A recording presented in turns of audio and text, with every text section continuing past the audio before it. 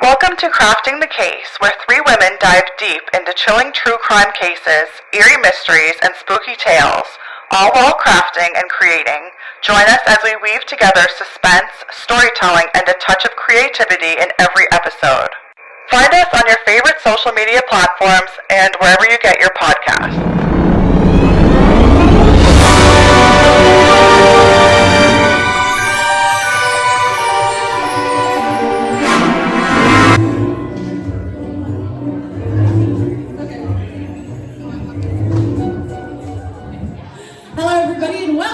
Crafting the Case, episode 27! It's our live show. It's your true crime and crafting podcast, the only one of its kind, okay, in existence. My name is Sandy. Ashley. Tara. And we are so thrilled that you came to join us today. So thank you. Big round of applause for yourself. An extra big round of applause to Buddy over there behind the bar.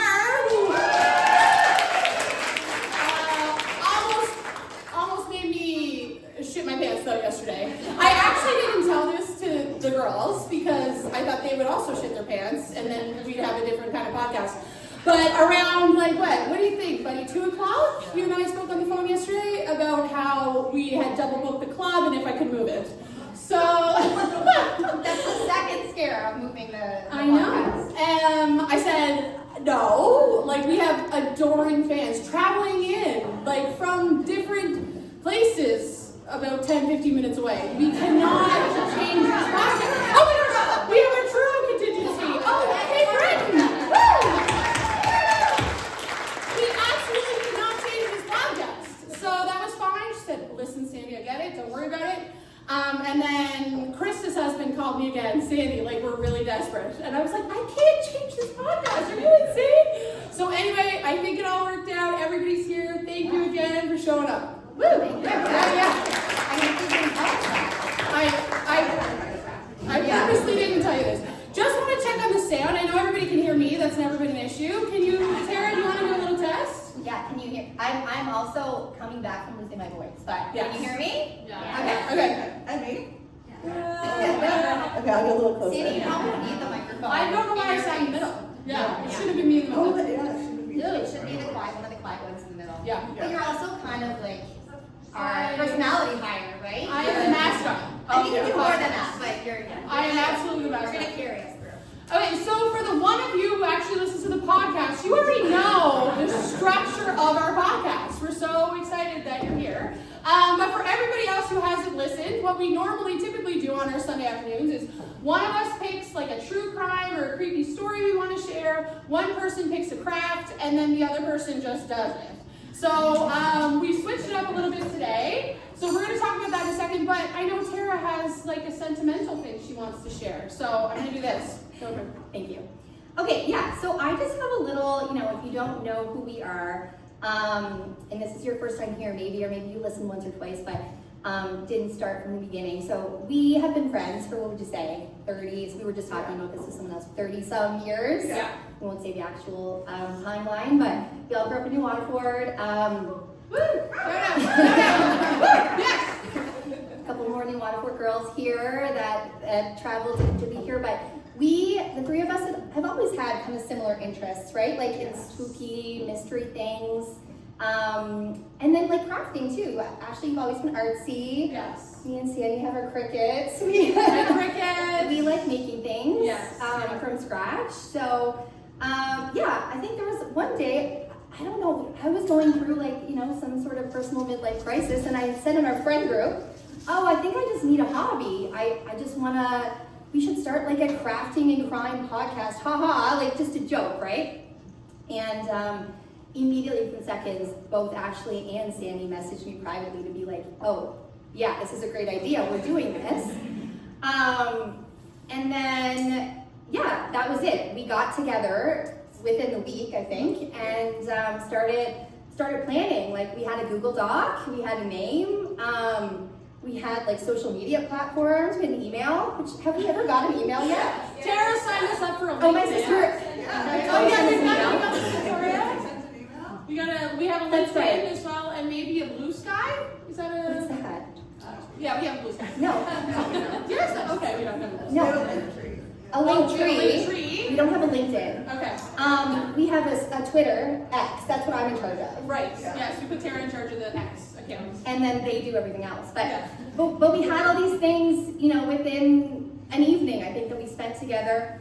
And then that was it. We were at Sandy's, I think, less than a week later, filming the first episode of Crafting the Case. And now we're 26 episodes in. We had 2 guest hosts. We did a giveaway. The winner's here. Amber here. She didn't get her giveaway yet. Oh. It's free beer. So we get to drink for free all night. We got a retweet from Michael's. Twice. Twice. Okay. And now this, our very first live show. So I think if you take anything from tonight, just, if you have a crazy idea, run with it, because you never know. You could find yourself in a room of amazing people like you. Aww. Together with friends. So that's all I had to say. Thank you, Kara.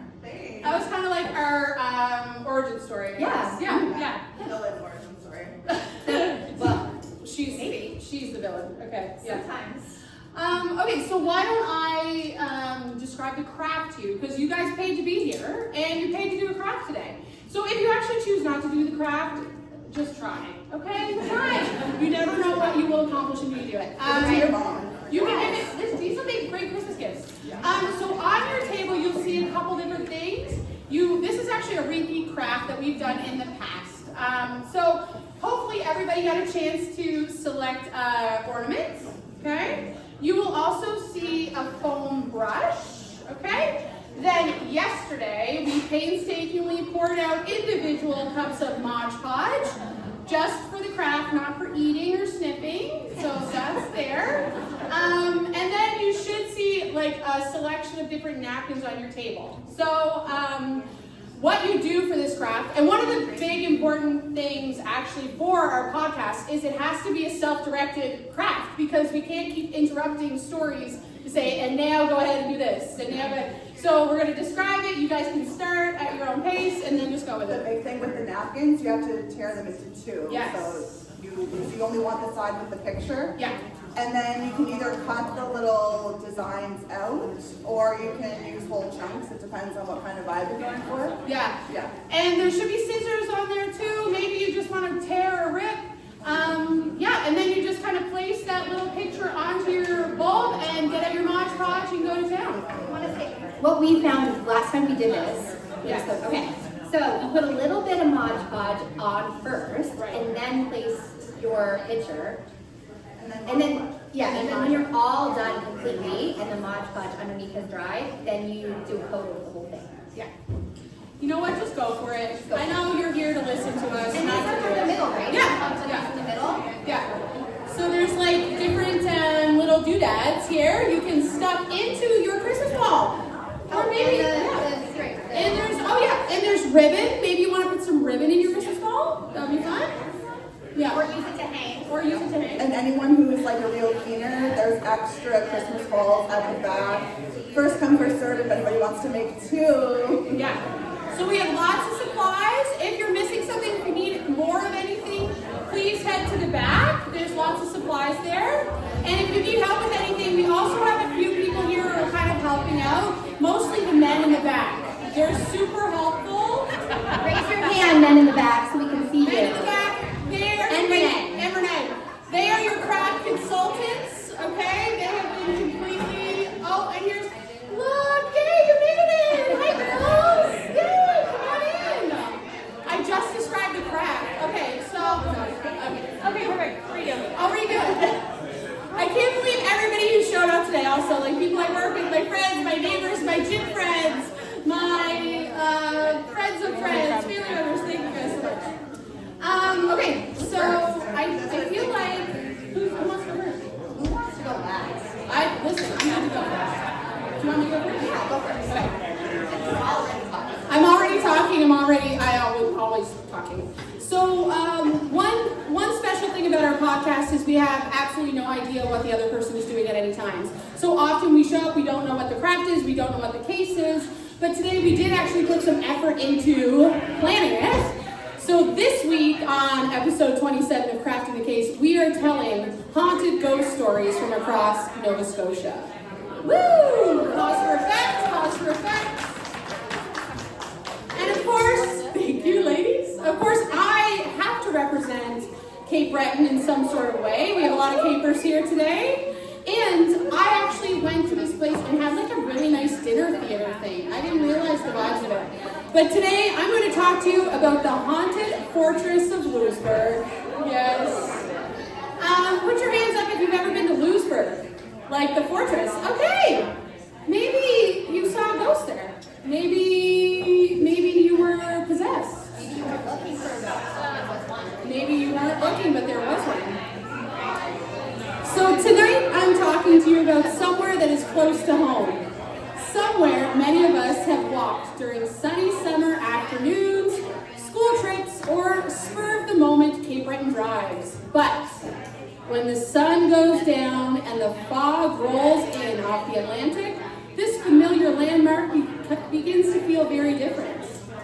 We're headed straight to the heart of the Fortress of Louisbourg, a place that is beautiful by daylight and deeply haunted by night.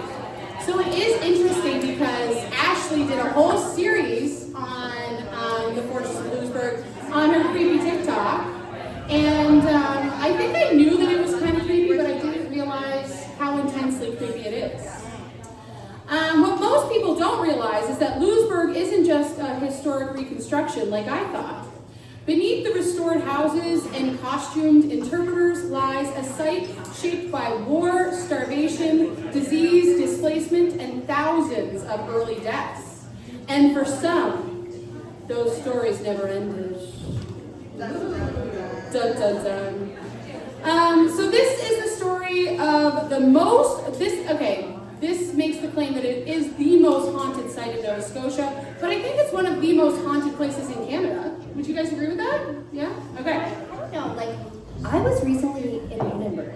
And I feel like, yeah, the same thing there. They say, what's the big hotel in Lunenburg? They say this is the most haunted, maybe it's the most haunted hotel in Canada. But there's a haunted Canada episode. About Lunenburg. Yes.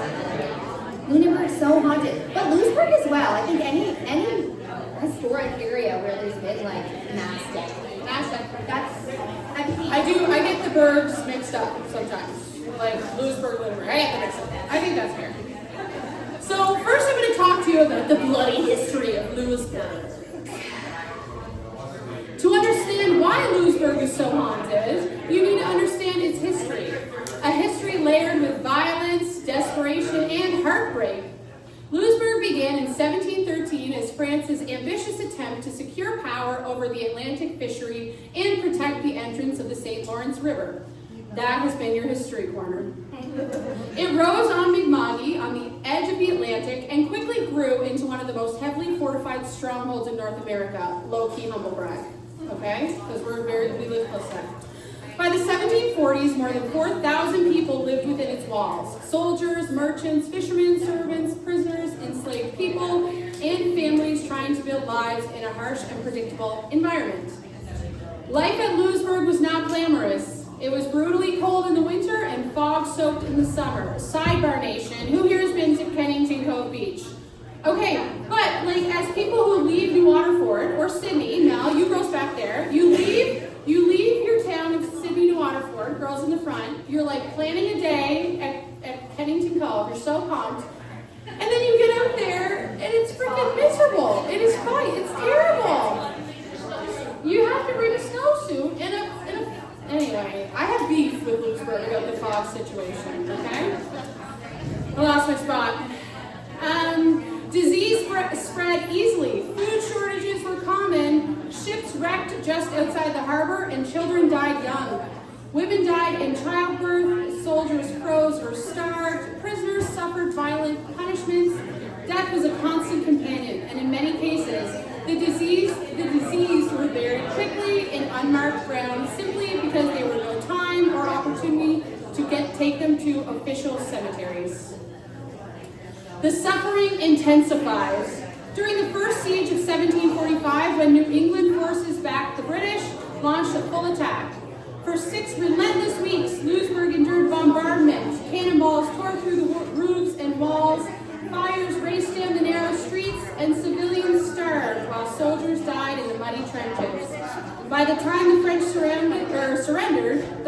had become a place of immense trauma. A lot of stuff went down. Look, I can see some people just locking eyes with me. I know you're locked in. You're locked into my story. By 1758, the British returned with overwhelming force and more than 20,000 soldiers. The second siege was devastating. Under General Geoffrey Amherst, the British used starvation tactics, psychological warfare, and constant bombardment, and the civilians fled burning homes. Survivors described blood running through the gutters and the smell of decay hanging in the fog. Actually, this sounds wicked. Is there a movie about Lewisburg? No. Is there a movie about it? Does anyone know? I don't think. I feel like we should be in it. Crafting the case. What directors do we know that we can pitch this idea? I know no directors except myself. Who's directing this afternoon? Okay, well, after the fortress fell, the British made sure it would never rise again. They blew apart the walls, destroyed the buildings, and abandoned the ruins to the wind and sea. Lewisburg became a ghost long before anyone reported seeing spirits. Oh, the imagery of my writing. Oh my God. Did you write that? I wrote it. Chat write that. I wrote it with some help. But the imagery is just stunning. I know. Okay, so I'm going to talk now a little bit about the actual hauntings that have been cited there. So I didn't realize this, but the reconstruction of Lewisburg started just in the 1960s. Devin was just born. Like, it's not that long ago. I'm just kidding, Sugar Bear. So back when they first started the reconstruction, strange events started almost immediately. Workers reported footsteps behind them when the site was empty. Carpenters felt cold hands brush their shoulders on warm summer days. Voices speaking French seemed to drift through unfinished hallways. One stonemason insisted he saw a man in full 18th century French uniform stride across the construction area and vanish directly into a stone wall. He refused to return to the job. He accepted Pogie. He wasn't correct, so he had his hours, right? Not to laugh at that. That sounds terrifying. When Lewisburg reopened to the public, the activity only intensified. Visitors, staff, and reenactors reported encounters ranging from unsettling to completely terrifying. Many of these stories have become famous within the paranormal community. I'm actually going to turn it over to Ashley because she's heavily invested in the paranormal community. Ashley, is Lewisburg up there? Yeah, so I actually attended a paranormal investigation in Lewisburg with with Haunts from the Cave. They're a paranormal group of guys that do investigations all over Cape Breton, and I was able to go to Lewisburg overnight with them. Overnight? And we had all the gear for finding EVPs and heat sensors and everything. It was pretty cool. I didn't see anything, but I think I'm too eager, so they don't come to me. Yeah. But they have reported some pretty cool stuff there. That is the tagline for my life, actually. Yeah, too eager. I'm too eager. I'm too excited. I'm too excited. I'm too eager so I can create opportunities like this one, so people come here and listen to me. So I'm too eager. That's crazy. I would never stay the night there. Okay, we've done a couple episodes on ghosty things before, and I half, 3/4 kind of don't believe. I know, but are you believers or unbelievers? What's the vibe? You're a believer. No. So, Do a quick poll. okay, put your hand up if you're a believer in paranormal things. Ghosts. Okay, put your hand up if you don't believe. Okay, it's about a 50-50. Greg's giving me a 50-50 vibe right now. I don't know if I believe. I want to be possessed. That's what I'm coming away with. I need to be possessed. Oh, Devin's shaking his head. Devin's I'm halfway there. I'm already half possessed by the ghost of Whitney Houston is what he's thinking, which I agree with. There is the tale of the headless drummer boy. For Christmas, on theme. One of the most frequently reported spirits is the headless drummer boy. His legend traces back to a young French drummer named, now I think it's Jean, because it's French. I'm calling him Jean. No? Jean. I can't not put the headless drummer boy named Jean. Do you think he'll possess me if I make fun of him? Jean believed to be around 14 years or so, and during the first siege, he carried messages and signals across the battlefield, a role so dangerous that many drummers were targeted first. According to the story, Jean was captured by British forces, accused of spying, and executed by beheading. His body was never officially recorded, and his grave had never been identified. Visitors now report hearing the steady beat of a single drum echoing across the parade ground, especially at dusk. Some see a small figure running along the ramparts with no head and a drum slung over one shoulder. That would probably be him. So there's that one. Okay, there's other ones. And actually, okay, Steph Pitcher's here. Steph, you worked at this place, and I worked there too. But did you know, I watched Ashley's video on the Fortress of Louisbourg yesterday. Did you know Duke Danville? That dude is buried at Louisbourg, underneath the chapel. So we went there. We tried to dig about that. I didn't talk about Duke Danville's heart. Will you tell me about it? Because Steph and I, anybody else here that used to work at Duke Danville? Okay, oh my gosh, you did too. Yeah, so yeah, I was there too. That's so awesome. I didn't know he even died. I didn't know what a Duke Danville was. I thought it was an anchor, like an anvil. Okay. Ashley, what was the situation with this dude's heart, though? Did they pull it out? I can't remember on the top of my head right now, but I think he died elsewhere, and then his body was sent to Louisbourg, but then his heart was removed and sent to maybe France to his wife. Yeah.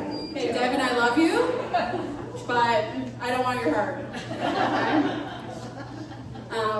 I will see it on a platter, though, just from afar. Okay, another spirit that's often frequently seen around Louisbourg is the Grey Lady. She appears as a woman in plain. Have you heard of the Grey Lady? Yes. So, she appears as a woman in plain 1700s dress with a gray shawl and bonnet. Her posture gentle and mournful. She is most often spotted near the chapel where Duke Danville is buried, and the soldier barracks, or the King's Bastion. How do I say that word? Bastion? Why can't I say that? The T-I-O, Bastion. Some believers say she was the wife of a soldier who died in the siege, and others think she was a nun or a healer who tended to the sick until she succumbed to disease herself. Staff members have reported hearing soft humming or singing in an empty chapel. One interpreter described seeing the Grey Lady kneeling at the altar, her head bowed, and when the interpreter blinked, the figure disappeared. That sounds sus to me. Okay. I didn't finish the sentence. When the interpreter blinked, the figure disappeared, but every candle in the chapel flickered wildly. Ooh. I'm going to skip a couple parts because there's so many hauntings at this place. Should we do a little craft? Oh, yes. Okay, let's do a quick craft check-in. Let me see. Hold up your crafts. How's it going? How's everybody? Oh my gosh, the deer is so cute. Yay! Okay, on a scale of 1 to 10 with your fingers, show me how fun is the craft? Okay, a 10. Wow, I know you're lying. Awesome. You did pay to be here, so I get that. Greg, you didn't hold yours up. Can we see? Gregory. Oh, he's just starting. Yeah. Okay. He couldn't find his mod spot. He sniffed it too hard. He was licking it. Okay, so one other haunting I'll do, and then I'll kind of skip forward a bit. This is the soldier who walks the ramparts. Numerous night guards have seen the figure of a French soldier pacing the ramparts. He walks with rigid posture, a musket in hand, as though still on duty. Sometimes he marches along the wall, stopping to stare out toward the sea. Other times he appears only briefly, long enough to be seen, and then gone in an instant. One guard described hearing the clear sound of boots striking the stone walkway long before he saw the figure. When he turned around, he saw a soldier approaching him at a steady pace, but as the soldier entered the darker corner by the gate, he simply vanished. What makes this encounter particularly eerie is that the soldier always takes the exact patrol route the French troops historically followed, a path that modern staff do not. It's as if the spirit is still protecting a fortress that fell centuries ago. Ooh, okay. So I'm going to just quickly talk about a few theories about why people think Louisbourg is so super haunted. There's several theories about why it remains one of the most haunted places in Canada.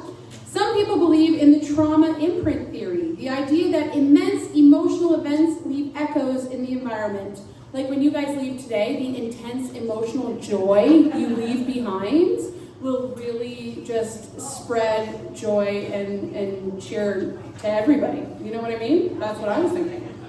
According to this view, some of the hauntings, like the drum beats, the marching soldier, are not conscious spirits but echoes of the past replaying themselves.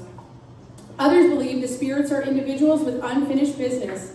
Many Louisbourg residents died suddenly, violently, or without closure. Soldiers who had never returned home, women separated from loved ones, children lost to disease, and prisoners executed unfairly. Their stories ended abruptly, and perhaps their energy still lingers.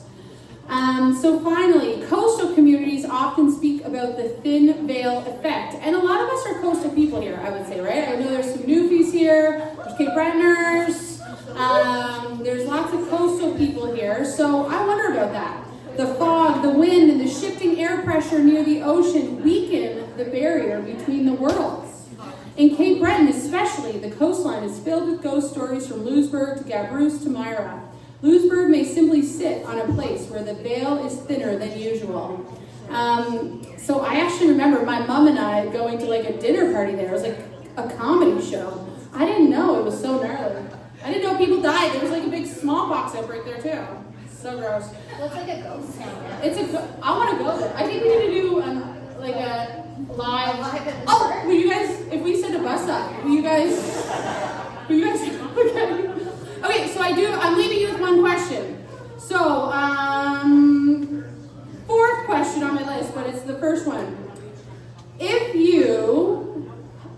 is the ultimate question. If Parks Canada was like, yo, you can stay here the night, would you do it? Andrea would, yeah, Dion and Andrea are in. Who else is coming with me tonight? Ashley's already done it. Parks Canada does in fact offer that. Like, you can camp there for not a haunted thing. So my parents have done it. We stay in little tent things. When I was there, we stayed in like a bunker room. But yeah, they offer overnight camping. That's a real thing. Is it like an Airbnb? Like,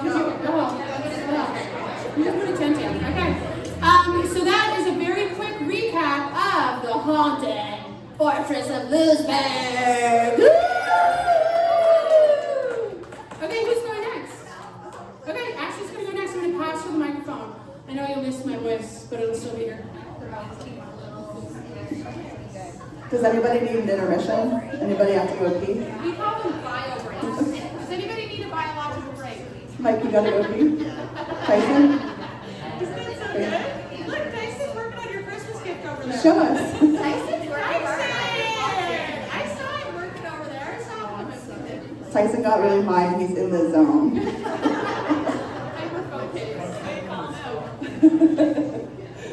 Okay, so for my story, it takes place only a 10-minute drive from here.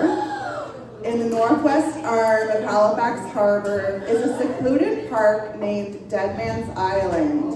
Has anybody heard about that? That's where Deb and I are going to get married. You should.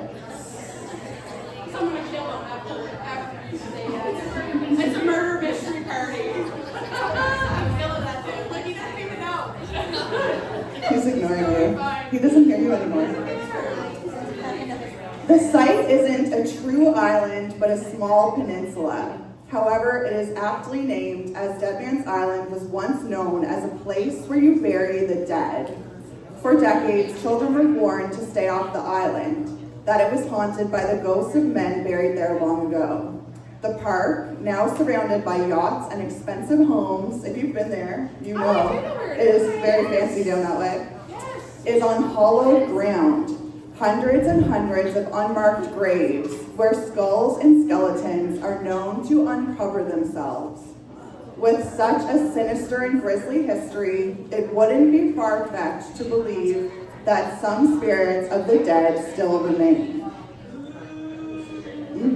So the history of Dead Man's Island begins a mere 200 meters away at Melville Island, which is the present-day site of the Armadale Yacht Club. So you guys know where that is? Yes. Okay. Oh. Uh-oh. We're recording in your house. You guys aren't gonna sleep tonight, maybe? Oh my gosh, I hope you get possessed. So Melville Island was sold to the British, who built a prisoner of war camp to hold captives from the Napoleonic Wars. How do you say Napoleonic?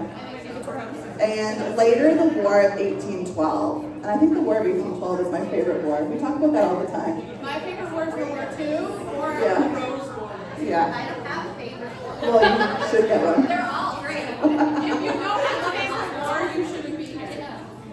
The prison held over 8,000 inmates in its day. It was then used as a haven for refugees escaping slavery in the United States, Irish refugees from the potato famine, and as a quarantine and hospital for immigrants arriving from Europe. As a prison, medical facility, and quarantine center, it was cramped and disease-ridden. Some prisoners succumbed to wounds, but infectious disease was the greater threat for most. Many immigrants arrived ill with contagious diseases. We have to remember there was no vaccines back then. Oh, now we're getting political. Yeah. Now we're getting political. Yeah. A steady toll was taken by typhus, smallpox, pneumonia, and tuberculosis. It's one of my favorite infectious diseases. Tuberculosis? Because of is that the machine one? No, that's polio. What's the one you go into an iron lung? That's polio. Or no, I don't know. Tuberculosis. We have nurses out there. I was gonna say the nurse over here is giving us a look. Lungs? When The next type of when lungs. you go into an iron lung? Tuberculosis? Polio? Polio. I did say that first, but it didn't sound right. Elise? Police? Someone? Oh. I wanted to put an iron lung in your basement when we were kids. For Devin. The burial ground for these victims at Melville Island, which is now the Armadale Yacht Club, is on the adjacent Dead Man's Island. Okay. So the dead from Melville Island were rowed to Dead Man's Island, then named Target Hill. They were rowed by boat. They were wrapped in canvas shrouds and deposited in shallow graves with no markers. It's believed that as many as 450 people from all over the world were buried here, including 200 American soldiers and sailors who died in British custody, 100 black refugees escaping slavery, and countless Irish immigrants. So we have a journal record of a guy named Benjamin Palmer. He was being held in the prison, and on June 4th, 1814, he wrote, "4 prisoners carried to Target Hill this morning, a place where they bury the dead. I'm fearful a number of us will visit that place this summer, if not shortly released." So the cool thing about the Armadale Yacht Club, I actually reached out to them, they didn't reply, so I don't know. But I want to go there. So, Hey, Armadale Yacht Club! okay, yeah, so apparently in the storage area, there's still parts that are original to the prison. Can you take me? Okay. Can we bring a Ouija board? I sent a very nice email like 3 years ago, and I don't think anybody read You're it. still catching up on your emails. Yeah. Catching up. I think it was after COVID, so no blame, yeah.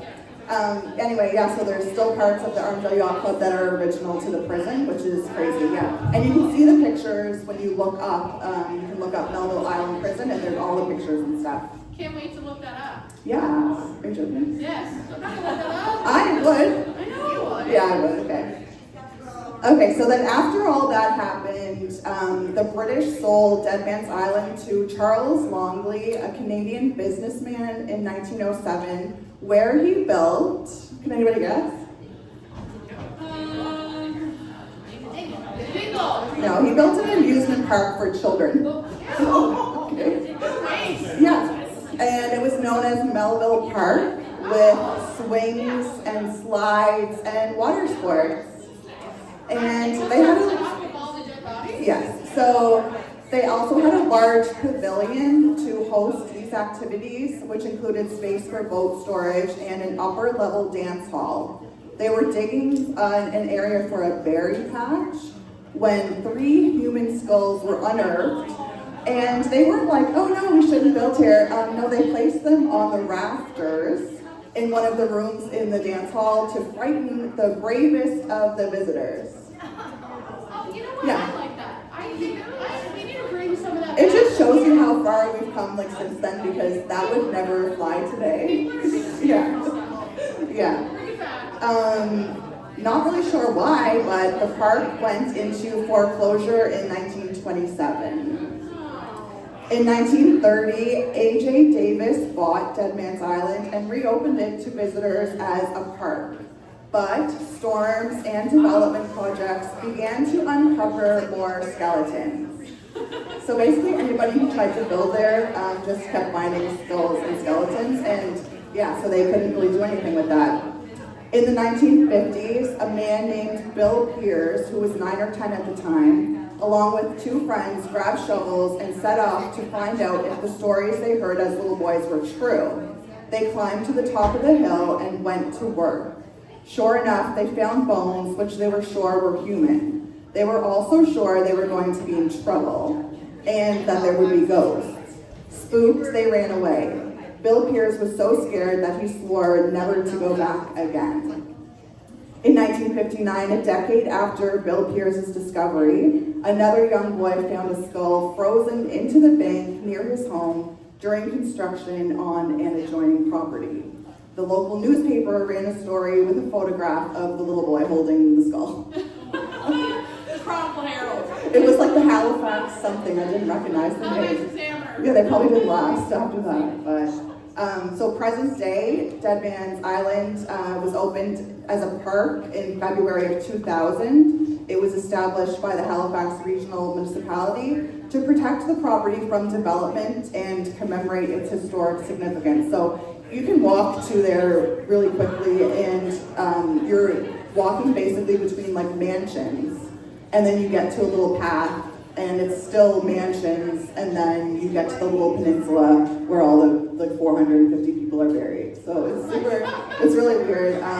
And you, like, obviously people have wanted to develop that over and over and again, but now finally a group came together and stopped it, which is great. So yeah, and there's no markers for the graves, of course, so they have a couple of plaques and stuff, which they were able to figure out like 200 American soldiers, like their names and stuff, but so they have that.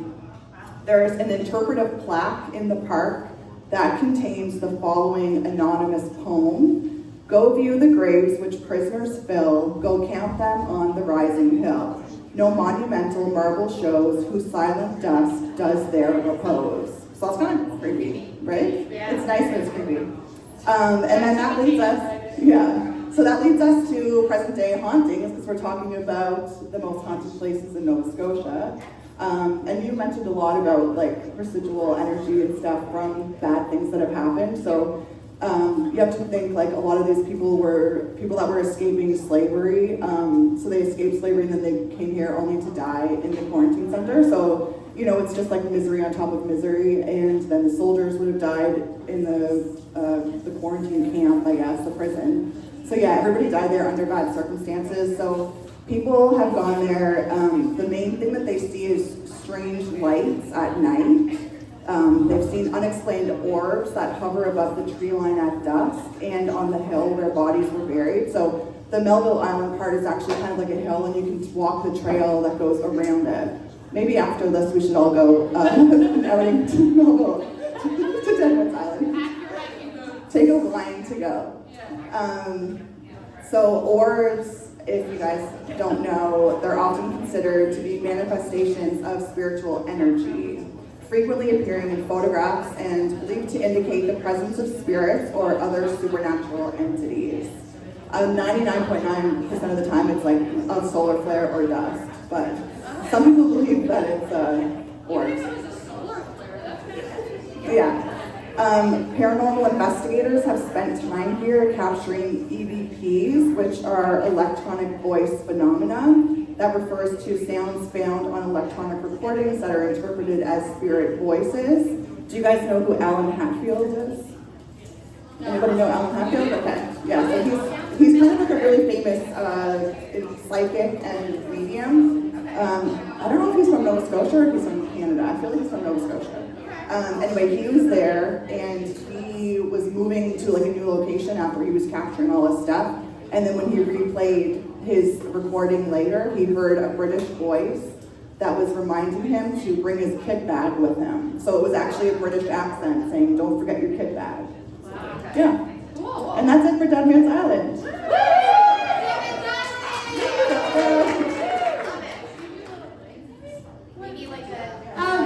You know what I think we're going to do, everybody? We're going to turn the music on just for like 5 minutes, and because I think we need to refill our cups. If maybe you need a bio break, and I think some people might have finished their ornaments. There's more ornaments. Like I think there's more, unless Devin did them all. He actually probably. Oh man, you're so busy. You're finished with yours? Oh okay. Oh my gosh, amazing. Okay, so we'll maybe meet you back here in 5. How does that sound? Okay. Oh yeah, you need to help some of the girls back there? Yes. I can only imagine. All right, Renee, would you mind maybe putting the music back on for us? Thanks. Oh, and we're here for pictures too if you want your picture with us. I'm just kidding. I'm kidding.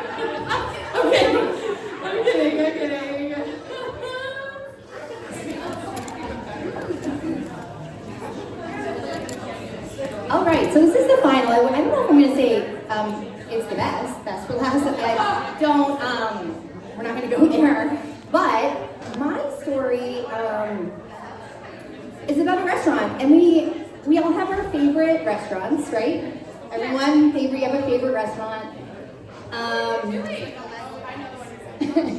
Especially Halifax, there's so many places to eat, right? There's so many options. Every restaurant has its regulars. Some come for the food, some come for the atmosphere, and some come because they have nowhere to go. They can't leave. So this iconic and historic restaurant in Halifax is full of regulars like that. People the staff never see arrive and never see leave. What? ChatGPT wrote that. This is the haunting of the Five Fishermen restaurant. Like I said, you'll have to excuse my voice. It's much better than it was, but I've lost it recently. Yeah, I've been told I was sounding like a chain smoker, so it's sounding better now. The Five Fishermen building started as a schoolhouse. Then it became a morgue. Then it became a morgue for Titanic victims. And because Halifax apparently just can't catch a break, it became the morgue for the victims of the Halifax explosion as well.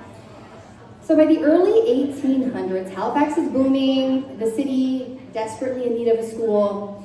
So the parishioners of St. Paul's Church stepped up and opened one in 1818, Canada's first free public school. The teachers in the house will appreciate that. Public education, Canada's first free public school. Which is now a protected heritage site, focused heavily, of course, on faith, first and foremost, education for the poor, and shaping the next generation of Haligonians. I can confirm, and I'm sure many of us can, that shaping the minds of adolescents is actually much harder than dealing with ghosts. You guys agree? Yes. 100%. Yeah, that could be the scariest part of this story, but that's not what this is not that kind of story. Although we could tell those type of tales, but we'll save them. As Halifax grew, the little schoolhouse just couldn't keep up, and Dalhousie College across the street eventually took over. Fast forward to 1912. We know what that date signifies, Ashley? The Titanic sinks. Halifax becomes the center of recovery. What was our episode on the Titanic? Yeah, but what was the title? State. wreaths and wreckage if you want to hear more about our Titanic episode. The Argyle Street building was turned into a funeral home opened by John Snow. So it was Snow's funeral home. And turned into a temporary morgue. The dead from the Titanic were brought there to be identified and prepared for burial. Then December 6, 1917, rings a bell, we have the Halifax explosion, claiming the lives of some 2,000 people, still known as the largest non-nuclear explosion in history. Snow's funeral home, like every funeral home, church, and school in the city, played its part in responding to the tragedy. Wallace Fraser, the manager of the famed Five Fishermen restaurant in 2017, was interviewed for a global news segment saying there were caskets stacked up outside the building like cordwood. It was after those disasters that the stories of ghosts and hauntings really started. So the Argyle building went through many lives, even a stretch as a warehouse for a short period of time, before its restoration and reopening as the Five Fishermen in 1975.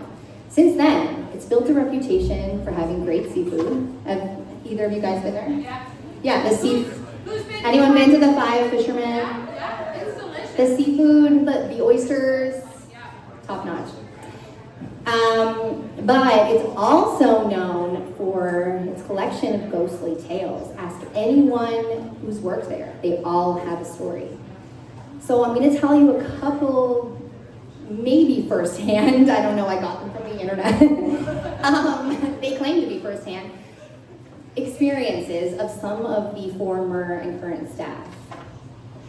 Let's see. So a server stated online, working a busy Saturday night, goes into an upstairs washroom. She washes her hands and she looks into the mirror, as we all do. Behind her in the mirror is a woman in a long 1900s dress. The server spins around, yet no one's there. She turns back to the mirror, but whoever appeared to her is now gone. I cannot get up in the middle of the night and go to the bathroom, and I don't look in the mirror still. And it's because these girls tortured me as a child with Bloody Mary. No, It was Ashley. Let's just be honest here. Let's spill it all out on the table. Ashley told us if we looked in the mirror in the middle of the night that Bloody Mary was going to be there and then she was going to kill us. There's other girls here. Look, they can confirm. They tortured me as children, okay? Ashley would summon these creatures. It reminds me of sleepovers at Ashley. Did who else here is a millennial? Do you remember the scare Devin? Oh, you didn't know it was a comedy podcast. Good try. Who else had the scary VHS game? Do you remember you put that in the gatekeeper? What was that? The gatekeeper. The gate? No, it's called Nightmare. No, he had no hair. Ashley's telling me she still has it. Well, Ashley, we're still not sleeping over. Okay? Tortured as children. Yeah, if you were invited to a sleepover at Ashley's house, she was gonna do something cruel to you, and actually her goal was to make sure that you didn't sleep, or you wet the bed or something embarrassing. She believed it. Her dad had to burn 15 different Ouija boards, but he never burned them. He just got rid of them and kept the same one all the time. So we thought it was possessed, and then we thought we were possessed, and then he didn't give a shit. So anyway, it was horrible. We're just unloading our trauma right now. This is why we are the way we are. It was Ashley and then her dad just really messed with us as kids. So I still to this day when I go to the bathroom, I don't look in the mirror. So thanks for that, Ash. Love you. Other multiple staff members reported seeing the same kinds of things over the years. Glasses rattling, wine bottles tipping over by themselves. One manager even swears he watched a cork pop off out of a bottle. So the ghosts are bougie. They like it at the Five Fishermen. They like a glass of wine, They like bottle service. Practically any staff member can explain a feeling of passing through cold air pockets on warm nights, or the sensation of what it feels like to have a spirit move through you. It became common to hear voices around the restaurant, especially your name being whispered or even called out when there's no one else around. In the middle of one busy night, a server was using the credit card machine when he felt a tap on his shoulder. Trying to finish what he was doing before turning, he responded, "One moment," and he felt a second tap. What? He turned impatiently to find nobody there. One day, in the middle of a summer afternoon, staff member Leonard Curry, who I got this from an interview on an episode of Ghost Cases, season 1, episode 4, was setting up the salad bar. He would arrive at 3 in the afternoon. The salad bar items were brought from the floor above on large trays through swinging doors around to the bar. On one of his trips, he heard a loud crash. But because his hands were full, he kept going to the bar until he could unload. He knew that there was nobody else in the restaurant except for him. When he walked back upstairs, he decided to investigate the crash. He looked around the corner of the bar and he found several pieces of an ashtray on the floor. He bent down to pick up the pieces. When he stood up, looking again directly into a mirror, he could see the reflection of an older man walking away from him down the aisle. He was tall, gray hair, wearing a long black coat. He seemed to be from another time. Sounds cute. He knew he was the only person in the restaurant. When he turned around from the mirror, the man was gone. Most of the unexplainable occurrences from staff and the experiences that they had seem to have happened before the restaurant doors have opened, or after it closes, but not always. There is one story. It takes place in the middle of a busy night. It's kind of a famous story. Maybe some of you have heard it before, but there was a hostess. She was in the process of showing a couple to their table when she stopped at the salad bar. A lot of things happen around the salad bar at this place. You can't, what's the saying? You don't eat friends with salad? Is that it? I've never heard that. You've never heard that? Is this because like you don't eat salad? It's boring. Nobody likes salad. I don't. I like salad. Wait, is it from a movie or something? From The Simpsons? Oh, The Simpsons. You know what? Tara was never allowed I wasn't allowed to watch The that. Simpsons. They're one of those kids. You know, you're not allowed to watch The Simpsons. Okay, you weren't allowed to watch The Simpsons, but like your parents let us watch Village of the Damned and that creepy nightmare thing. Yeah, okay. Anyway, the salad bar is where the ghosts like to hang. So suddenly the server felt something scraping against the side of her face, but when she looked around, she couldn't see anything or anyone who would have been the cause. She finished seating the couple and returned to the hostess stand when the maitre d' asked, "What happened to your face?"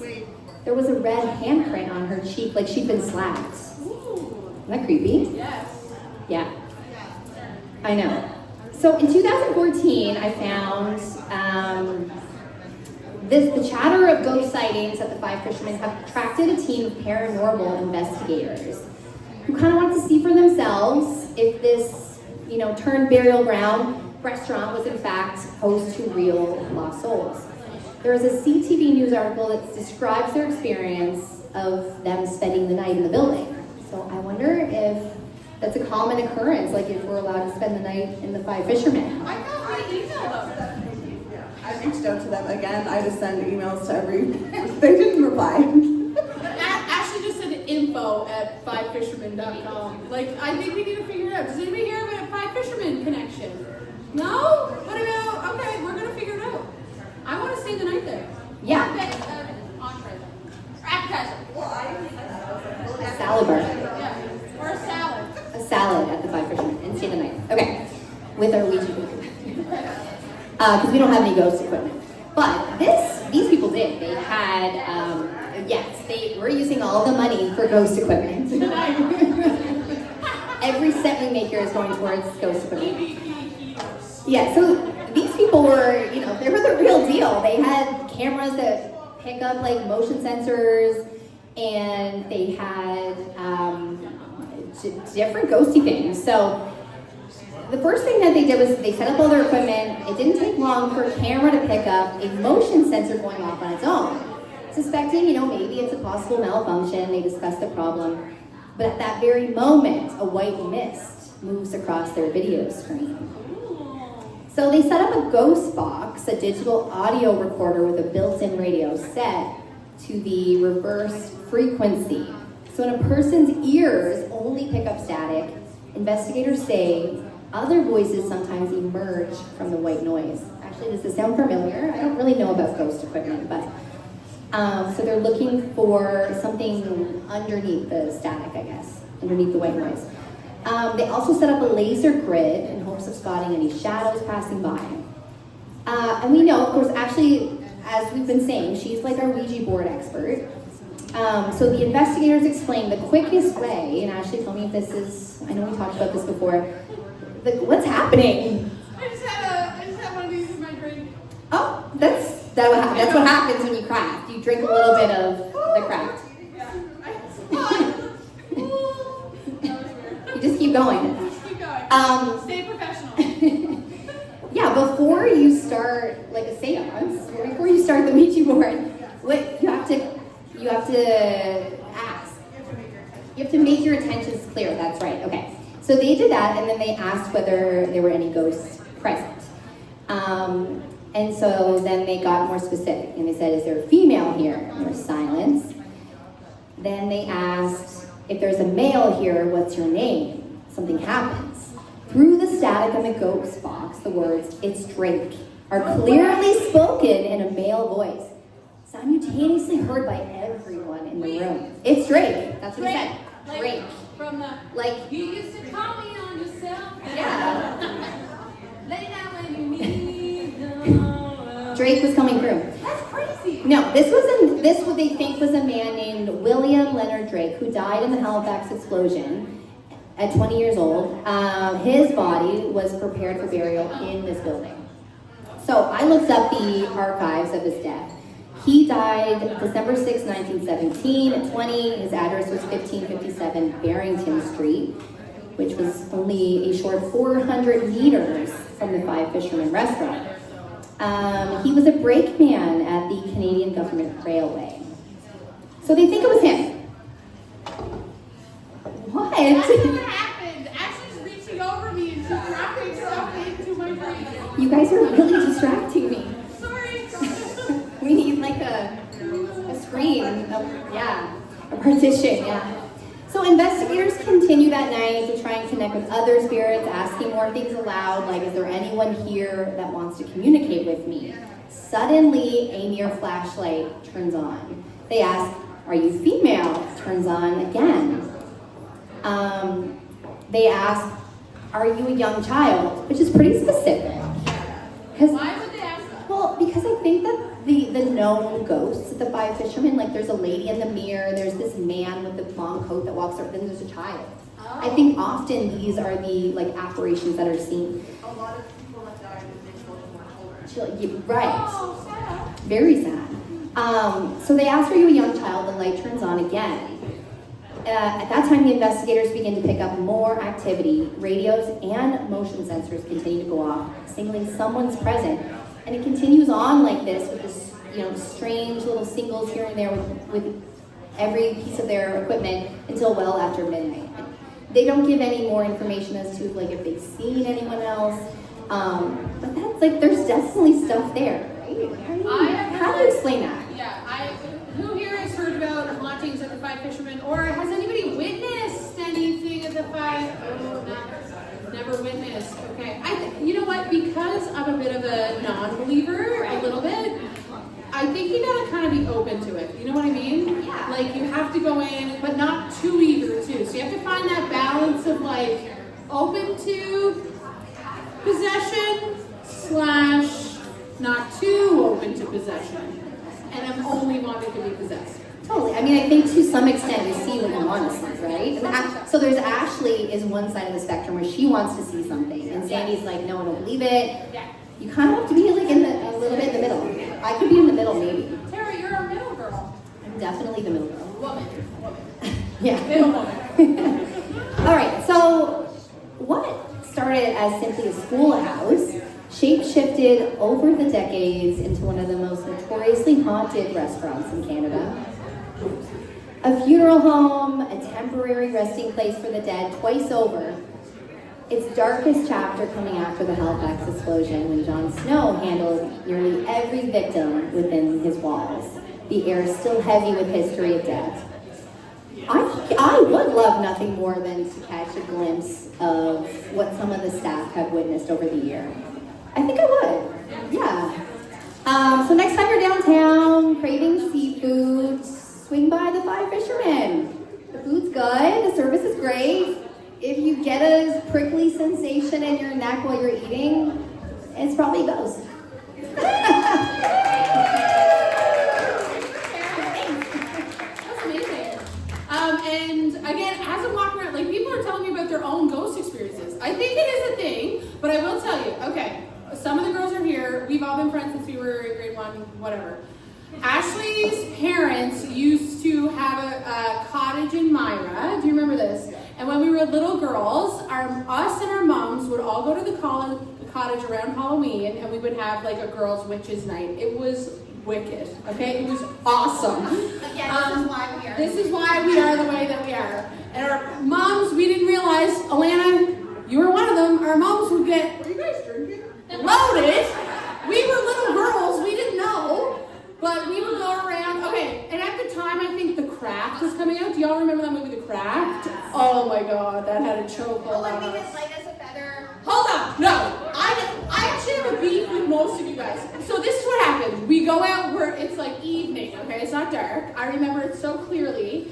We go out and the girls are like, Sandy, we're gonna do a spell on you. I'm like, yes, this is what I'm talking about. Let's do it, like I'm gonna be so gorgeous. You know what they did? They like charred the bottom of a plate. Do you remember this? I don't remember that. Renee, do you remember this? Okay, we found a big fish, the skeleton of a big fish. Do you remember the skeleton? Okay. We called it a marlin. It wasn't a marlin. We had just read The Old Man and the Sea in elementary school. So, and we say, it got me a marlin, and this was the whole thing. Anyway, we were by the marlin, and the girls had taken like a ceramic plate and like put like, I don't know, char or something on it. Do you remember? Justin, do you remember? Anyway, and they were like, I closed my eyes and they were doing this chant and they were doing this. They were putting all this stuff on my face. Do you remember? And I was like, oh my God, they're making me beautiful. Like, as a vulnerable young person, they were rubbing their hands on the bottom of the plate and rubbing it on my face. And then I went home and our moms were drunk. You guys were loaded, Alana. They were hammered. I had marks like these. You remember it? See, did I make it up? I think you did. Remember by the skeleton of the fish. Anyway, we've been doing creepy shit for a long time, but that's what scars me. Okay. I was there, I was feeling, all the girls, you guys were like, oh my gosh, Sandy, you look amazing, it's working. Well, I was also the first one to sleep. You know when you're the first one to sleep at those things? I was always the first one to sleep, so I was guilty of that. So anyway, we've been doing creepy shit a long time, and just wanted to share that with everybody, that story. But That's traumatized you. I was traumatized, yes. I don't believe there. Okay, so typically now, for those of you who have listened to the podcast, after we tell our story, we move into our next segment, which is The after show. the after show. Victoria's favorite. Victoria's favorite part. We've earlier when Tara mentioned we've had 2 guests. One was the gorgeous and most brilliant person, Victoria over here. She came on, I think it was like it was early on in the podcast. Go back and listen to her. She's an expert. We actually have her on as an expert. The other person is my sugar bear, Devin, of course. He didn't even listen to his own episode, okay? This is Devin's first episode he's ever listened to. This is the first time he's ever listened to an episode, and he's barely doing that right now. So, he is wearing the hat. I encouraged him to wear the hat, so thank you for doing that. In the after show, we basically just talk about what we're doing, listening to, reading, hanging out, what's been going on with us. So we're going to do that now, and we've been trying to come up with like a little jingle for it. Yeah. Well, we did have a jingle, and then we forgot it. What was it? I don't know, but I know it. I won't jump. The after show. Okay. Let Houston come through. No, I won't torture our patrons that much. But so let's talk about the after show. Who wants to go first? Okay, I'll go first. Stranger Things, season 5. Who has anybody watching Stranger Things right now? Steph! Yay, Steph! Both Stephies. You're only 1 episode? Okay, no spoilers. Oh my gosh. Okay. Of Stranger Things? Yeah. Oh, okay. So I'm all done of the first 4 episodes of Stranger Things. Love it. For the true crimers out there, crafty crimers, who here has ever watched the show The Jinx? I talked about it in the podcast last week. Okay, Megan, you have. So The Jinx is the story of Robert Durst and all the murders he's committed, and it was never available in Canada. I've tried to watch it lots of times. So it's actually on Crave. So right now I'm on episode 3 of The Jinx. It's crazy. It's so good because they interview him. He's on there. He's like, I have no idea. And then his face is twitching all the time because he did it. So it's really awkward. But yeah, I'm watching that on Crave. I'm reading, Nicola, I was thinking of you. I'm reading Atmosphere by Taylor Jenkins Reeves. Have you guys read that book? Yeah, I love it. It's going well so far. This week has been, I know a lot of you have reached out about Sheila. I've been feeling your thoughts and prayers have come in. Sheila's doing well. She had an injury last week, so she had to get 7 stitches. So she's still recovering. And I think that's probably about it. Nothing much else going on. Obviously, tons of prep this is the most prep we've ever done on any episode ever, times 10. Usually we just show up. So, yeah, I think that was probably it. It was a busy week. It was a great week, but happy to be here and happy that you are all here. So that was my week. Yeah, who's next? Okay. I watched a documentary and I can't remember the name. Yeah, it's a ghost. It was called High School Catfish. Oh, I telling you to watch that. Yeah, so the girls were telling me to watch that. Catfish show. Thank you. It was crazy. I don't even know. I'm still processing it. The one thing that stuck out and was bothering me. Yeah, the High School Catfish. Was it not? I don't know. High School Catfish. Okay, people watch it, right? Is that what it's called? Is that what it's called? It's shocking. Yes. Unknown number. Unknown number. The High School Catfish. Okay. But what was bothering me the whole episode, the main young girl. Did you guys ever watch Brady's Amish? So the young girl was identical to the young girl in Breaking Amish, and that's all I could think about. Yeah. Actually, you did get the main I did, but that was just bothering me. I still appreciated the documentary, but that was really bothering me the whole time. And yeah, anyway, that was crazy. That was Really crazy. You guys have to watch it if you haven't watched it yet. Yeah. And then for books, I haven't read anything. We've been too busy. The last book I read was eerie, which we talked about in the last episode. And then for TV, me and my boyfriend are watching La Palma. Did anybody watch it? It's on Netflix, and it's about a volcano, and there's going to be a tsunami, but the tsunami didn't come yet. We're like, no, I don't think it's based on a true story, but I think La Palma is a real place, and I think that it could happen. Is that right? Am I getting it right? Tyson can fact check. Yeah. Okay. Yeah. So yeah, we're only I think 3 episodes in, and the volcano happened. Tsunami next, and it's good, and it's dubbed. It's like Danish or something, but it's good, and that's it. Yeah. Okay, I also was watching Stranger Things, but we're only 3 episodes in. It's so weird. I feel like you would love it. It's very it's very like 80s. It's a little bit janky sometimes. It's creepy. Anyway, I love it. It's been great. I lost my voice. Oh, I've been reading. I was trying to find something to read. No, I don't want to read any of your stuff about cannibalism. No. So I started reading a book by Margaret Atwood, which I love. You know what has anyone read The Testaments? Nancy, you told me to read that. The Testaments is like my favorite. Have you read The Testaments? Oh my God. It's my favorite book. If I had to say, Margaret Atwood, The Testaments comes before The Handmaid's Tale, right, Nance? Yeah. It's the prequel. The Testaments is so good. And so anyway, I'm reading Blind Assassin. Did you read that, Nance? It's okay. Anyway, I'm reading that, Stranger Things. Oh, I went to the brewery market this weekend. I got fat cookies, they were delish. And that's it. And prep for this. That's it. Tara made her shirts, by the way. And we are just a very amateur podcast, but we should come up with some merch. I think we should do some merch. Yeah, this is going to be our, I want to wear it to work tomorrow. Would that be appropriate? Yeah, it's a good lesson for children. Do crafts their time. Yeah, I think that's good. Yes. I think that's it. I think that's everything. So, oh my God, the Mod Podge spilled on my phone, you guys. Oh shit. That's okay. It's okay. It'll peel right off. Oh my God. It'll peel right off. So I think we just want to take a second and again say a huge thank you to everybody for coming out today. Thank you so much. Thank you, Renee.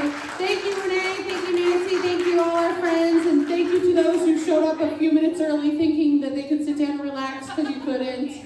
We put you to work. Thank you to Buddy, even though she scared the shit out of me yesterday. Thank you to the Admiral Club for always being such a wonderful place to host us. And make sure you check out our podcast on Apple Podcasts, Spotify, Amazon, wherever you listen to your podcast. Don't forget to click like and subscribe. And remember,